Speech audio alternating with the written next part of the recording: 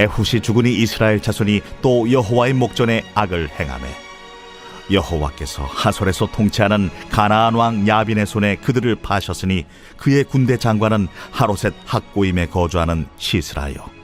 야빈 왕은 철병거 900대가 있어 20년 동안 이스라엘 자손을 심히 학대했으므로 이스라엘 자손이 여호와께 부르짖었더라.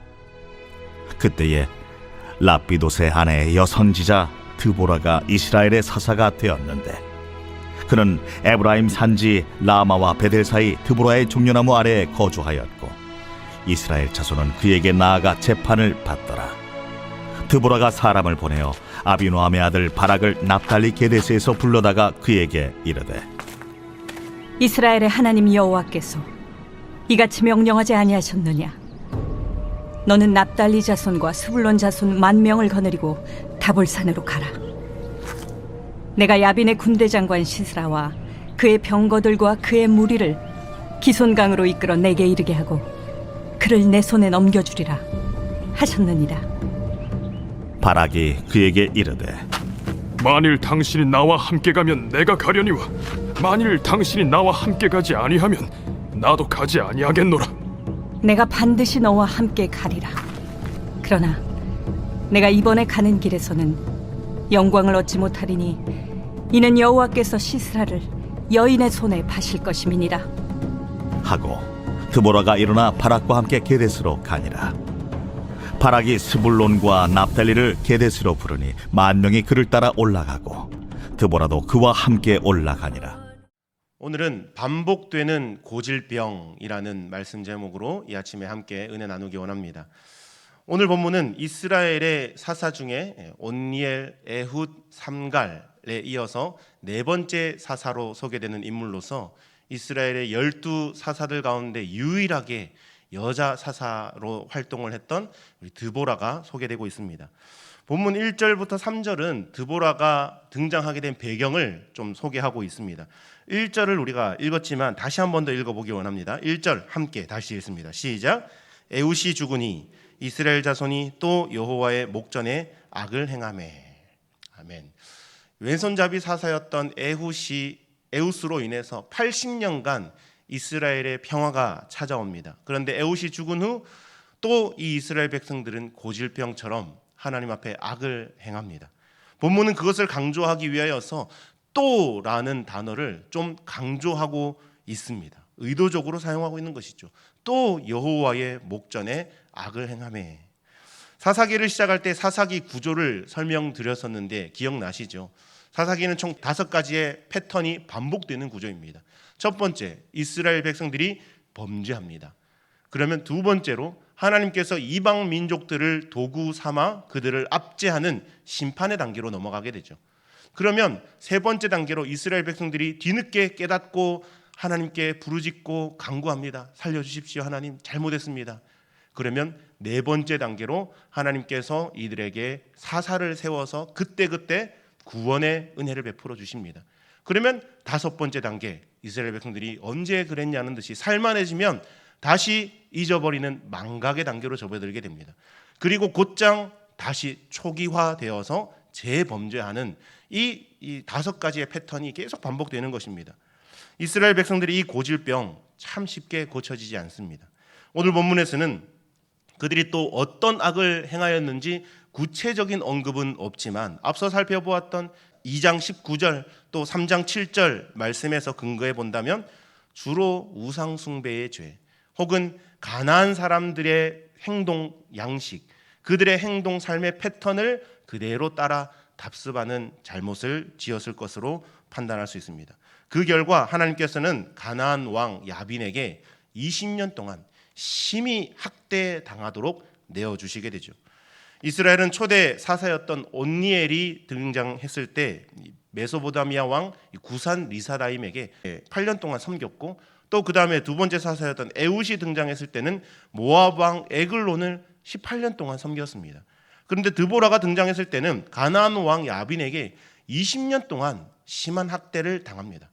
앞에 소개되었던 섬겼더라라는 이 수준은 단순히 조공을 바치는 정도의 수준이라고 생각한다면 여기에서 심히 학대했더라라는 이 표현은 비틀어 짜다라는 단어의 의미인데 이스라엘을 그만큼 심하게 착취하고 압제했다는 것을 우리가 알 수 있습니다.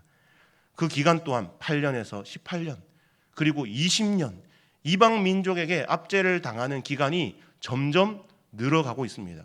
또 당하는 핍박의 수준 또한 섬기는 단계에서 학대의 단계까지 지금 올라가고 있는 것이죠. 우리는 이러한 모습에서 이스라엘이 얼마나 하나님을 떠나고 우상 숭배했으며 하나님의 백성다운 삶을 살지 못했는지 확인할 수 있습니다.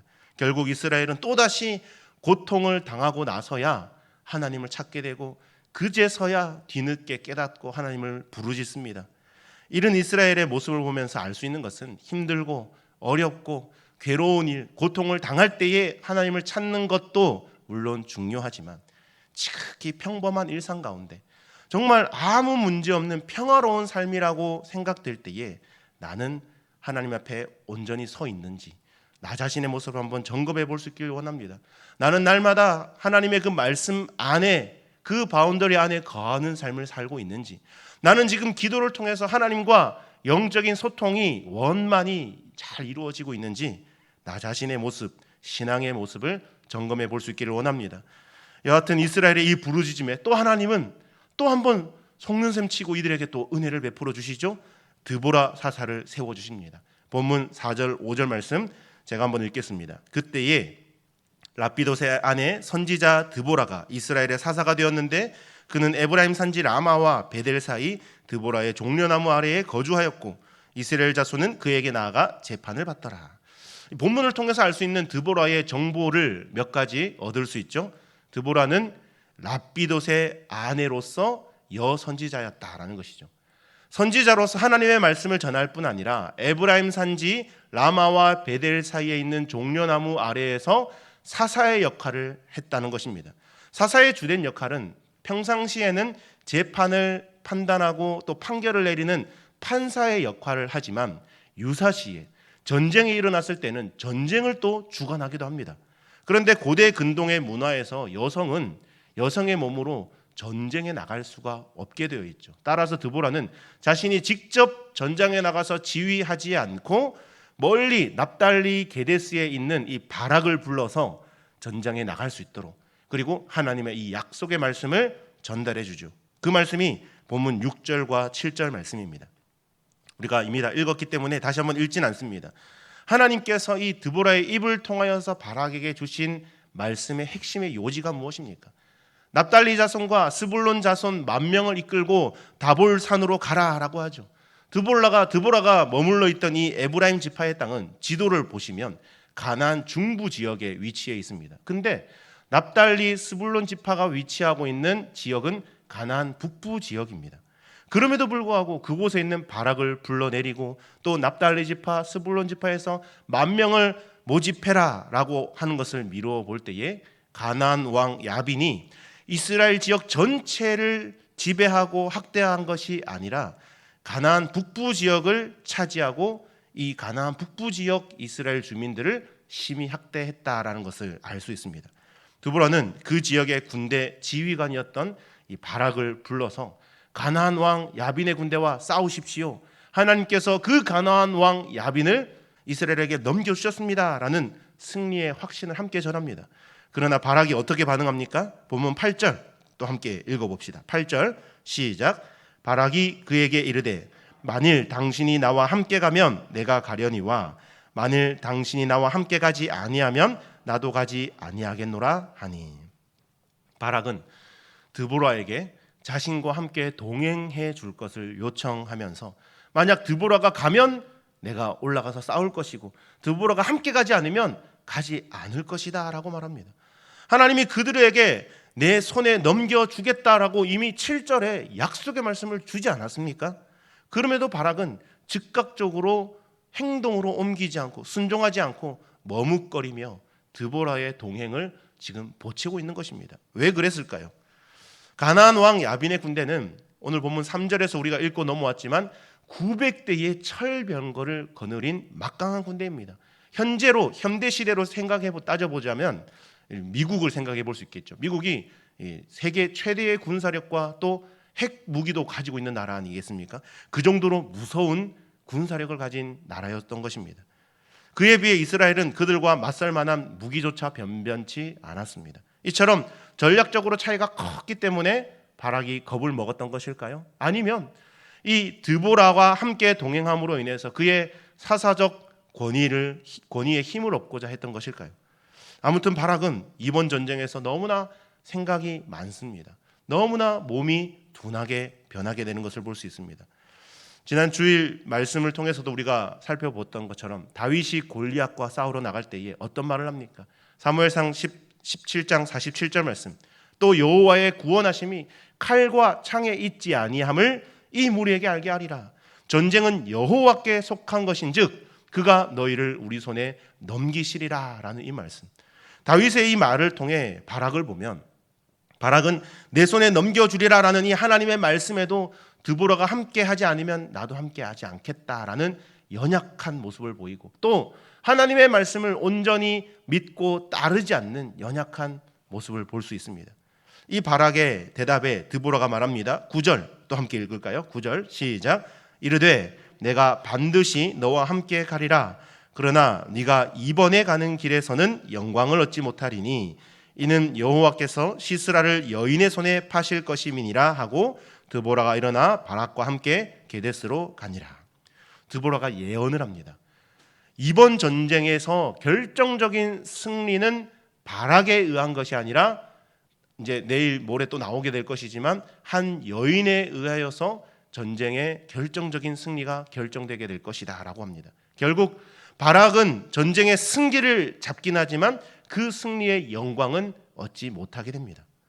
저는 개인적으로 이 본문을 큐티하고 묵상하면서 제 자신의 모습을 특히 제 신앙적인 영적인 모습을 다시 한번 점검해 보는 계기가 되었습니다. 과연 나는 하나님의 말씀을 읽고 또 듣고 묵상하는데 내게 들려진 그 하나님의 말씀이 나에게 무언가 행동을 촉구하고 요구했을 때 나는 과연 즉각적으로 움직이고 있는가? 나는 과연 머뭇 주저하고 있지 않은가? 때로는 나의 생각과 판단과 경험을 첨부하려고 하고 있지 않은가? 혹시 이런저런 이유와 핑계를 대면서 불순종할 수 있는 길을 모색하고 있지 않은가? 주 안에 사랑하는 여러분, 저뿐 아니라 여러분들도 이 말씀 앞에 여러분의 신앙의 모습 또 나 자신의 모습을 내어놓고 재점검해 보시기를 원합니다. 바락은 드보라가 함께 가지 않으면 자신도 올라가지 않겠다 말함으로 하나님이 주신 이 약속의 말씀에 온전한 순종을 하지 못합니다. 여러 가지 이유와 상황을 살피고 바락이 내린 현실적인 판단이라고 할 수 있습니다. 그러나 중요한 것은 하나님의 말씀에 온전한 순종을 하지 못했다라는 것입니다. 바락은 하나님의 약속의 말씀 앞에서 자신의 생각, 판단, 전세의 여러 가지 이 상황을 내세웠기에 머뭇거렸던 것이고 그 결과 온전한 순종을 이루지 못한 것입니다. 주 안에 사랑하는 여러분, 하나님은 오늘을 살아가는 우리에게도 약속의 말씀을 이미 주셨고 또 오늘도 주시기 원하시고 주신 그 말씀을 우리를 통하여 이루어 가시기를 원하시는 줄 믿습니다. 간절히 바라기는 그 부르심에 우리의 생각, 판단, 과거에 내가 하면서 신앙생활을 하면서 쌓았던 여러 가지 축적된 신앙의 경륜, 경험 이 모든 것들을 내려놓고 오직 하나님의 말씀만 의지하며 온전히 순종하심으로 주님이 주실 놀라운 영광을 승리의 영광을 맛보아 누리게 될 수 있기를 주의 이름으로 간절히 축원합니다. 함께 말씀을 기억하며 기도하기 원합니다. 하나님, 저는 바락같이 하나님의 약속의 말씀 앞에서 주저하거나 망설이는 자가 되지 않게 하여 주옵소서. 오히려 드보라 사사와 같이 하나님의 말씀 앞에 믿음으로 반응하여 담대하게 나아가 승리하는 자들 되게 해달라고 오늘도 우리의 삶을 주님께 맡겨드리며 위탁하며 하나님의 인도하심, 성령의 이끌리심에 우리가 순종하며 살아가게 해달라고 주의 이름을 한번 부르고 기도하겠습니다.